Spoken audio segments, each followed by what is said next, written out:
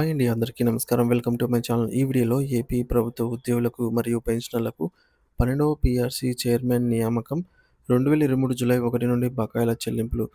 దీనికి సంబంధించిన పూర్తి వివరాలు ఈ వీడియోలో తెలుసుకుందాము. వీడియో అయితే ఎక్కడే కానీ స్కిప్ చేయకుండా ఎండ్ వరకు చూసేయండి. అప్పుడే ఇన్ఫర్మేషన్ పూర్తిగా అర్థమవుతుంది. అలాగే వీడియో చూస్తున్న ప్రతి ఒక్కరు వీడియోకి లైక్ చేయండి ఫ్రెండ్స్. ఈ వీడియోని తోటి ఉద్యోగ, పెన్షనర్ మిత్రులతో అయితే షేర్ చేయండి.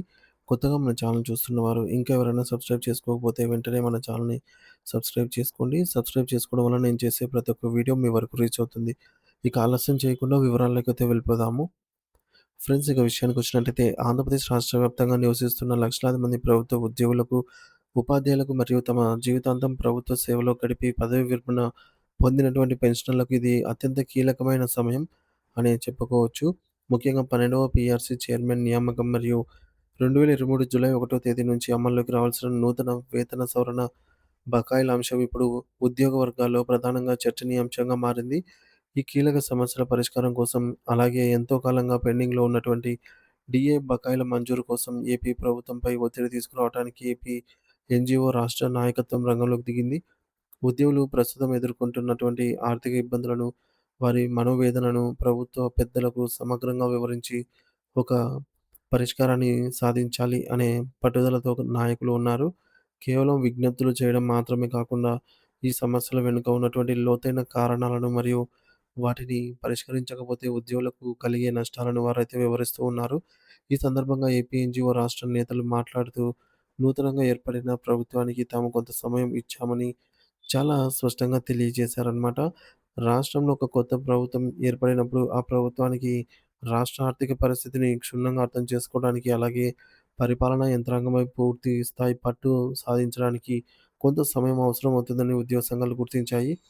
మనం ప్రభుత్వం బాధ్యతలు చేపట్టిన వెంటనే ఆందోళనలు లేదా తీవ్రమైన ఒత్తిడులు పెంచడం కంటే, వారికి కొంత వెసులుబాటు ఇచ్చి, మన సమస్యల పైన వారి దృక్పథం ఎలా ఉందో గమనించడం సబబు అనే ఆలోచనతో నాయకత్వం కొంతకాలం వేచి చూసే ధోరణి అవలంబించింది. అయితే ఇప్పుడు ప్రభుత్వం స్థిరపడిన నేపథ్యంలో ఉద్యోగుల దీర్ఘకాలిక సమస్యల పరిష్కారంపై ప్రభుత్వం సానుకూలంగా స్పందిస్తుంది అనే బలమైన నమ్మకం తమకు ఉందని, అందుకే ఇప్పుడు చర్చల ప్రక్రియ అనేది వేగవంతం చేస్తున్నామనైతే వారు వెల్లడించారు.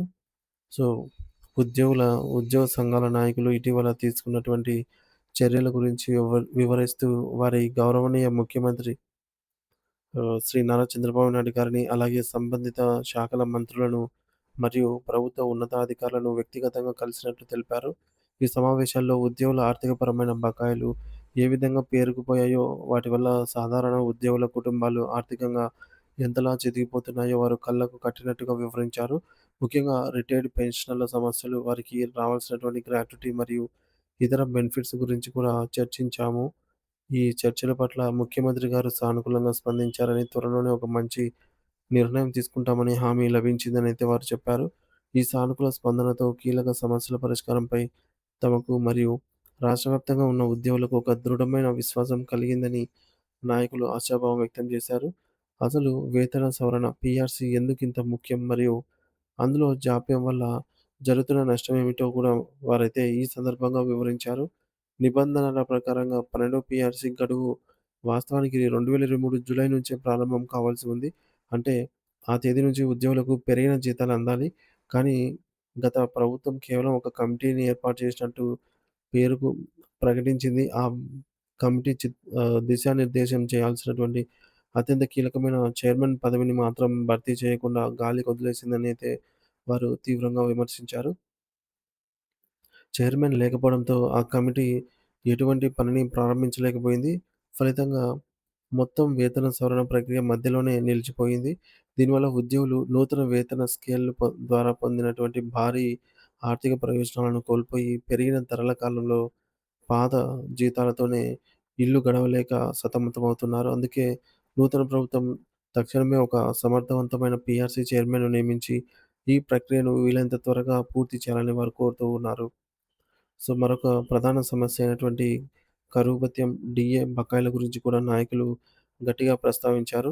ప్రభుత్వ నిబంధనల ప్రకారంగా కేంద్ర ప్రభుత్వం ప్రకటించిన వెంటనే రాష్ట్ర ప్రభుత్వం కూడా ప్రతి 6 నెలలకోసారి ఉద్యోగులకు డీఏలను విడుదల చేయాల్సి ఉంటుంది. కానీ దురదృష్టవశాత్తు రాష్ట్రంలో అనేక డీఏలు బకాయిలుగా మారిపోయాయి. కొండలా పెరిగిపోయాయి. ధరలు విపరీతంగా పెరుగుతున్న ఈ రోజుల్లో జీతంలో భాగంగా అందాల్సినటువంటి డీఏ సకాలంలో అందకపోవడం వల్ల ఉద్యోగుల పొదుపు మొత్తాలు తగ్గిపోయి వారు అప్పుల పాలు కావాల్సొస్తుంది.